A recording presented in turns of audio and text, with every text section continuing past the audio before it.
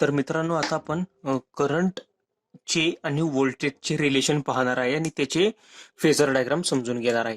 तर तुमच्यासमोर ही diagram number 1 दिसते. तर या डायग्राम मध्ये काय की सेम अगेन डायग्राम ही पुन्हा रिपीट केली. ह्या स्टार कनेक्टेड लोड दाखवलाय. हा आर फेज, ही वाय फेज आणि ही बी फेज. आर आणि वाय च्या मधलं voltage V R Y, Y आणि बी च्या मधलं voltage V Y B. Okay. ह्या आर मधून फ्लो होणारा करंट आय आर, वाय मधून फ्लो होणारा करंट आय वाय आणि बी मधून फ्लो होणारा करंट आय बी. ठीक आहे. अगेन हा बॅलन्स लोड आहे. बॅलन्स लोड म्हणजे नक्की काय? हा जो इम्पिडन्स असणार आहे तोच हा या तिघांमधनं फ्लो होणारा करंट सेम असणार आहे. फेज मधलं व्होल्टेज सेम असणार आहे. ठीक आहे. तर आता मी इथं दोन केसेस घेतले. पहिला म्हणजे हा रेजिस्टर, हा लोड म्हणजे हा रेजिस्टन्स असेल, किंवा हा लोड म्हणजे हा रेजिस्टन्स आणि रिॲक्टन्स असेल. ठीक आहे. Inductive reactance. आता मोस्ट ऑफ द टाइम्स ह्याच्यामध्ये 99.9% आर आणि आर एक्सेल या दोन लोडवरच क्वेश्चन विचारले जातात. आर आणि सी वर कधी नसतो most of the times question. ठीक आहे. तर हे दोन तुम्ही जरी शिकले तरी इनफ आहे आपल्यासाठी. तर जसं आपण बघितलं की लाईन टू लाईन व्होल्टेज. ठीक आहे. लाईन टू लाईन म्हणजे काय? आर फेज आणि वाय फेज या दोघांच्या मधलं व्होल्टेज हे या व्ही आर एनच्या हाऊ मेनी टाइम्स असतं? √3 टाइम्स ऑफ व्ही फेज, म्हणजे √3 times of V R N. म्हणजे V R Y is equals to √3 times of V into R N. म्हणजे line voltage is √3 times of phase voltage. हे relation आपण पाहिलं. आता आपण काय करणार आहे? करंटचं रिलेशन बघणार आहे. तर जसं तुम्हाला सांगितलं, हा आय आर कोणता करंट आहे? हा लाईनचा करंट आहे. हाच अगेन पुढे जाऊन कुठं जातो? या फेजमध्ये जातोय. ठीक आहे. हा फेज करंट झाला. हा आय वाय हा लाईन करंट आहे. अगेन हा फेज करंट आहे. आय बी हा लाईन करंट आहे. अगेन हा इथं जाणार म्हणजे फेज करंट आहे. म्हणजे स्टार कनेक्शनसाठी लाईन करंट हा फेज करंट असतो. पण लाईन व्होल्टेज हे फेज व्होल्टेज नसतं. लाईन व्होल्टेज हे √3 टाइम्स ऑफ फेज व्होल्टेज असतं. हे दोन पॉईंट व्हेरी व्हेरी इम्पॉर्टंट आहे. ठीक आहे. नाव आता मी काय केलं? पहिल्यांदा एक फेज व्होल्टेज काढला आपल्या नेहमीप्रमाणे, व्ही आर एन. ठीक आहे. त्यानंतर मी अगेन काय केलं? आपल्या व्ही वाय एन.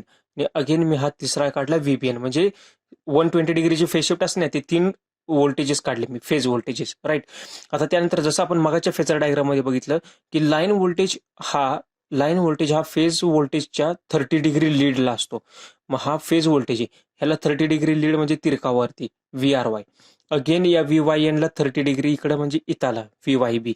अगेन याला इथं व्ही बी आर. ठीक आहे. ह्याच्यामध्ये 30 30 30. ठीक आहे. नाव आता ज्यावेळी आपल्याकडं आर और आर एक्सेल यातले जर काही लोड असेल तर आय आर एन आहे ना, आता इथं फाय. आता ठीक आहे. आता जसं आपण बघितलं टॅन थिटा, आपण हा फॉर्म्युला बघितलेला. Tan phi is equals to what?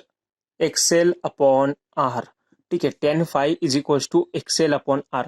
तर इथं एक्सेल प्रेझेंट असल्यामुळे तर काहीतरी फाय प्रेझेंट असेल. त्यामुळं हा, आणि इथं बघताय तुम्ही हा कुठला लोड आहे? Inductive load. इंडक्टिव्ह लोडला काय असतं की करंट लॅग करतो व्होल्टेजला, म्हणून हा फेजचा करंट हा फेजच्या व्होल्टेजला लॅग करेल बाय समथिंग अँगल फाय. ठीक आहे. हा फेजचा करंट आता एल असल्यामुळं, एल प्रेझेंट असल्यामुळं काय होणार आहे? I lag V.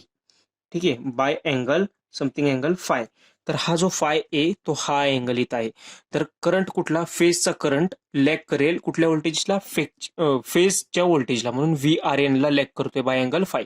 अगेन तुम्ही इथं बघू शकता आय वाय एन हा फेजच्या व्होल्टेजला लॅग करेल बाय अँगल फाय. अगेन हा तुम्ही बघू शकता हा फेसच्या व्होल्टेजला लॅग करतोय बाय अँगल फाय. ठीक आहे. तर हा या अँगलने फायने लॅग केला. तर इम्पॉर्टंट काय आहे की हे तुम्हाला समजून घेणं इम्पॉर्टंट आहे. हे जे 2 पॉईंट लिहिलेत ते व्हेरी व्हेरी इम्पॉर्टंट आहेत. की हे पॉईंट काय आहेत की फेसचा करंट आय आर एन, म्हणजे हा आय आर एन लॅग्स, हा काय करतोय? ह्याला व्होल्टेजला लॅग करतोय कारण की तो खाली आहे. I R N lags phase voltage. हे व्होल्टेज कोणतं आहे? फेजचं व्होल्टेज आहे. म्हणजे हे व्होल्टेज इथलं फेजचं व्होल्टेज आहे, त्याला कितीने लॅग करतंय? अँगल फायने. ठीक आहे. By angle phi. पण हा जो फेजचा करंट आहे म्हणजेच हा लाईनचा पण करंट आहे. ठीक आहे. इथं आय आर एन लिहिले म्हणजे is equal to I line सुद्धा आहे. हे तुम्हाला आता कळायला पाहिजे. हा लाईन करंट सुद्धा आहे.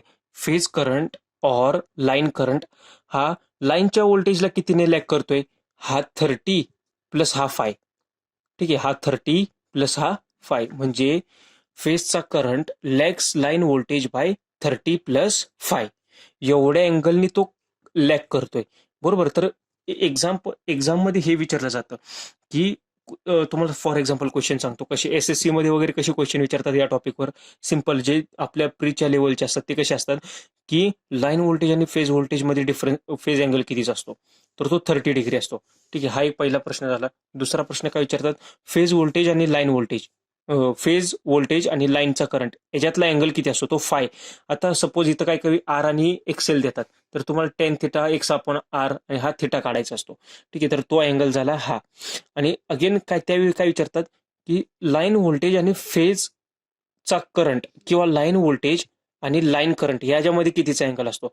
आता जनरली आपल्याला कसं वाटतं लाईन व्होल्टेज लाईन करंट म्हणजे 30चा अँगल आहे, लाईन व्होल्टेज आणि लाईन करंटमध्ये पण 30चा अँगल असेल. चुकलं. इथं लाईनचं व्होल्टेज आणि फेजचं व्होल्टेज या दोघांमध्ये अँगल किती आहे, 30. मग आपल्याला पण हेच वाटतं की लाईनचं व्होल्टेज आणि फेज लाईनचा करंट ह्यांच्यामध्ये पण तेवढंच असेल. तसं नसतं. तर तो अँगल किती असतो, 30+5 असतो. ठीक आहे. तर हे व्हेरी व्हेरी इम्पॉर्टंट पॉईंट आहे. आणि फाय आपण कसं कॅल्क्युलेट करतो, phi is equals to tan inverse X upon R. आता हे जे एवढं तुम्ही हा पॉईंट लक्षात ठेवला तर हा सेम इकडे लागू होतोय, हा सेम इकडे लागू होतोय. त्यामुळे ह्या दोनकडे जास्त लक्ष न देता हे तीन जरी तुम्ही समजून घेतले तर तुमचं काम बनेल. ठीक आहे ना. तर इम्पॉर्टंट काय आहे की लाईन व्होल्टेज आणि फेज व्होल्टेज दोघांमध्ये अँगल आहे 30 डिग्रीचा. फेज व्होल्टेज आणि फेज करंट ह्याच्यामध्ये अँगल आहे फाय. आणि लाईन व्होल्टेज आणि फेज करंट किंवा लाईन व्होल्टेज आणि लाईन करंट ह्याच्यामध्ये अँगल आहे 30+5. हे कधी जेव्हा आर आणि एक्स आणि आर और एक्सेल लोड असेल. जर सपोज फक्त इथं आर लोड आहे तर फाय काय असणार आहे बरं, फक्त आर लोड आहे, एक्सेल काहीच नाही. एक्सेल काहीच नाही म्हणजे टेन झिरो झाला, म्हणजे थिटा पण झिरो झाला, हा अँगल झिरो. मग त्यावेळी अँगल काय असणार आहे, 30+0 म्हणजे 0 म्हणजे 30, तेवढाच अँगल असणार आहे आपला. आलं लक्षात. त्यावेळी अँगल काय असणार आहे, कारण की लॅग होणारच नाही ना त्यावेळी. म्हणजे हा जो करंट असणार आहे हा करंट या लाईन या ह्याच्यात असणार आहे, या फेज व्होल्टेजच्या इन फेज असणार, कारण की रेजिस्टिव्ह लोड असल्यामुळं. बरोबर. आणि सपोज जर इथं आर आणि सी लोड दिला, आर आणि सी इथं कॅपॅसिटर जर असेल तर 30-5 करायचं फक्त. 30-5 किंवा 5 is equal to tan inverse काय असणार आहे, -x अपॉन आर. त्यामुळे अँगल येणारा मायनस मध्ये येतो. हा 5 इथं वरती असतो असा कुठेतरी त्यावेळी. ठीक आहे. पण एवढं डीपमध्ये क्रिटिकल तुम्हाला विचारणार नाहीत. त्यामुळे ही डायग्राम तुम्ही समजून घ्या व्यवस्थित की त्यावेळी काय होतं. आणि याच ह्याच्यावरचे तुम्हाला क्वेश्चन्स विचारलेले आहेत त्यांनी की काय काय करायचं म्हणून. ना आता आपण एक पॉवर कॅल्क्युलेशन नावाचं MCQ साठी one of the most important MCQ यातले मोस्ट ऑफ द टाइम्स विचारले जातात या पॉवर कॅल्क्युलेशनवरती. तर पॉवर कॅल्क्युलेशन आपल्याला पॉवर कॅल्क्युलेट करायला लावतात. AC सर्किटमध्ये पॉवर कॅल्क्युलेट करा असं विचारलेलं असतं. तर कसं, जेव्हा 3 फेज AC सर्किट असतं म्हणजे जसं आता आपण बघतोय RYB या फॉर्ममध्ये, तर पॉवर कशी असते, 3 into phase voltage into line फेजचा करंट इंटू कॉस फाय. ठीक आहे. तर हे आता मी जे सांगतो हे फॉर्म्युले हे फक्त स्टार साठीचे फॉर्म्युले आहेत बरं ना, कारण की आपण आता फक्त स्टार कनेक्शन बघितले, डेल्टा कनेक्शन नाही पाहिलेलं. तर power in 3 phase AC circuit काय असतं, 3 into V phase into I phase into cos phi. हा. आता लास्ट सिलेबसमध्ये आपण काय पाहिलेलं, लास्ट जो आपला चॅप्टर होता तो कोणता होता, सिंगल फेज होता, power in a single phase. ठीक आहे. सिंगल फेज मध्ये पॉवर काय असते, VI कॉस फाय. तर आता सिंगल फेज म्हणजे असं असतं फक्त. ठीक आहे. एक फेज म्हणजे आर फेज आणि इथं न्यूट्रल आहे. ठीक आहे. म्हणजे हेच काय झालं, फेज व्होल्टेज झालं. आणि तेच लाईन म्हणून आपण काय लिहिताना काय लिहितो, VL कॉस फाय. ठीक आहे. काय लिहितो आपण त्याला, VL cos phi. Single phase असल्यामुळे फेज व्होल्टेजच घेतो आपण नेहमी, आणि तेच लाईन व्होल्टेज असतं. म्हणून line voltage line current into cos phi, VI cos phi. हे झालं पॉवर इन सिंगल फेज. त्याच्यामध्ये कन्व्हर्जन नसतं काय, सिंगल फेजमध्ये √3 इंटू √3 तसलं काहीच नसतं. दिलेलं व्होल्टेज आहे तसं घ्यायचं, करंट इंटू कॉस फाय हे घेतलं की झालं आपल्याला मिळते पॉवर इन सिंगल फेज. पण 3 फेज मध्ये तसं नसतं. 3 फेज मध्ये आपल्याला बघावं लागतं की व्होल्टेज दिलेलं आहे ते फेज मधलं व्होल्टेज आहे का लाईन मधलं व्होल्टेज आहे. करंट बघावा लागतो आपल्याला, लाईन मधला दिलाय का फेज मधला दिलाय. ठीक आहे. त्याच्यामुळं जर स्टार कनेक्शन असेल तर line current is equals to phase current असतो. बरोबर. Line current is equals to phase current, आणि line voltage is equals to √3 times of phase voltage असतं. तर मोस्ट ऑफ द टाइम्स आपल्याला लाईन व्होल्टेज येतात. म्हणून हा जो फॉर्म्युला पॉवरचा आपण लक्षात ठेवणार तो लाईन व्होल्टेजच्या टर्म्समध्ये लक्षात ठेवणार. तर power is equals to 3 as it is ठेवलं. आता व्ही फेज, ह्यावरनं V phase is equals to काय, ते V phase is equals to VL upon √3. हे इकडे फक्त डिनॉमिनेटरला घेतलं मी, V upon under root 3, VL upon under root 3, VL upon under root 3 into हा.